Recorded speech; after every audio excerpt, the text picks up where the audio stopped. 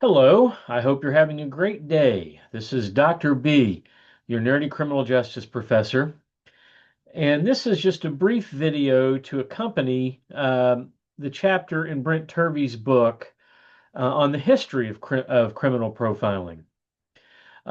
Turvey's chapter goes into a lot of depth and gives a lot of detail, more detail than I would lecture in class. But I wanted to point out the George Metesky case as an example of how criminal profiling isn't what we really think it ought to be. So, the arrest of George Metesky is the photograph that is used for the banner for this unit. And you can see in the photograph, if you've got the full photograph, that he is wearing a double-breasted suit. Now, here's the thing, and this is what's important, is that criminal profilers use what we call Barnum statements. Those are named for Barnum Bailey from Ringling Brothers and Barnum Bailey Circus.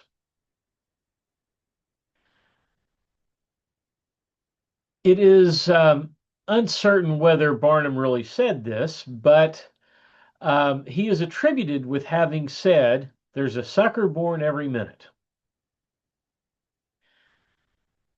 So Barnum statements are those things that we believe basically because we're suckers.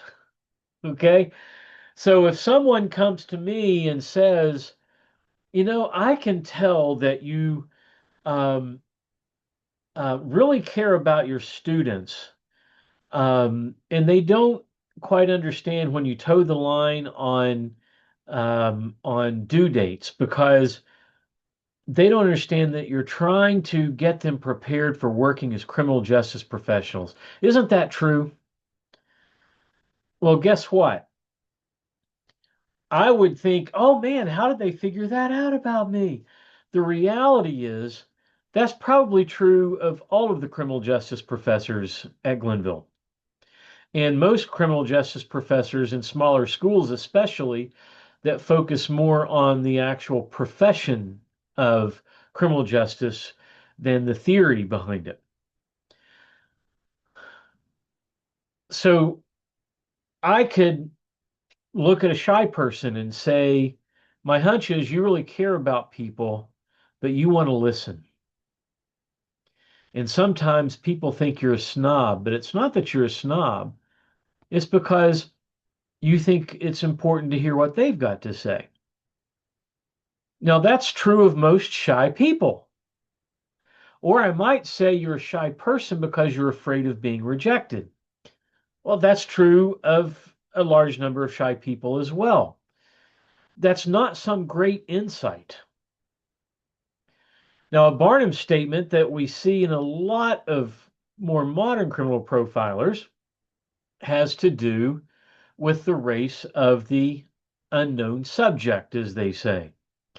So if you've ever seen Silence of the Lambs um, at the front end of the movie, Clarice Starling, as she's headed to this autopsy in West Virginia, is asked, "What do we know about the perpetrator?" And she says, the actress Jodie Foster, in her very bad West Virginia accent, she says, "Well, we know he's a white male because serial killers tend to hunt within their own ethnic group."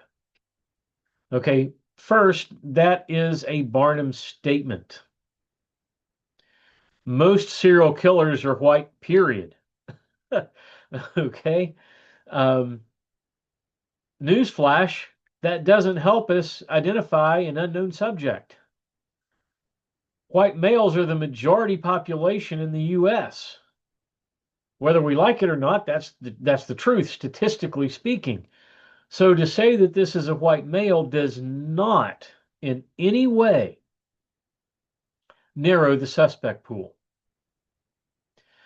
First, we could be wrong because we also know, second, that Clarice Starling is wrong.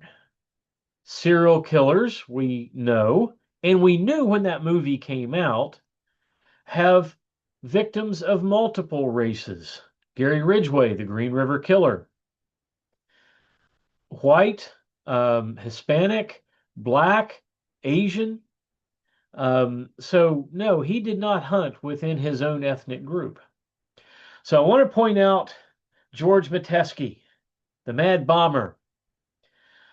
The profiler said that when he was arrested, he would be wearing a double breasted suit.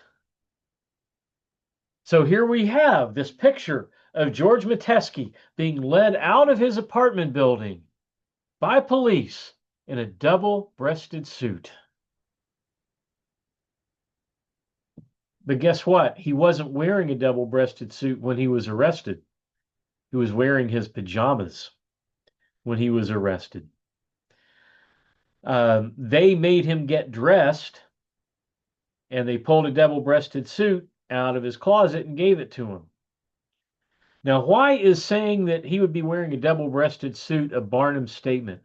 Because we read that and we think, man, that profiler, boy, was he smart. He figured that out. 90% of men at the time wore exclusively double breasted suits. So if we know it's a male, then saying that they're going to be wearing a double breasted suit is not a stretch. That's like saying the person that committed this crime has 2 arms and 2 legs.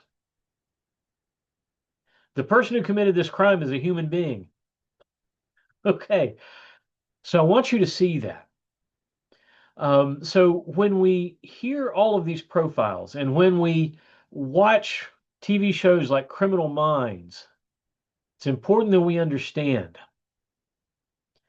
that all of these statements are not helpful. So I'm going to throw out one other thing. I once had someone tell me that a certain type of serial criminal could be found in a strip club. Now, let's assume that that's true. Does that mean that everyone in a strip club is that kind of criminal? Absolutely not. Does that mean knowing that they can be found in a strip club, that is, that they frequent strip clubs, does that help us identify the unknown subject? No, it does not. What a profile like that can do, if we know that about most people who commit a particular serial crime, we don't need to know it necessarily about that specific individual, but when we have someone arrested and we are doing the interrogation for someone that we already know their identity, that might help us with the questioning, but it doesn't help us identify who the subject is. So keep this in mind. There's the psychological profile of someone that we know that is more specific to that individual versus a psychological profile of an unknown subject, someone we don't know, so we're guessing. And that's really what it is. It's a guess. So I want you to keep these things in mind logically as we study criminal profiling this semester. I'll see you next video.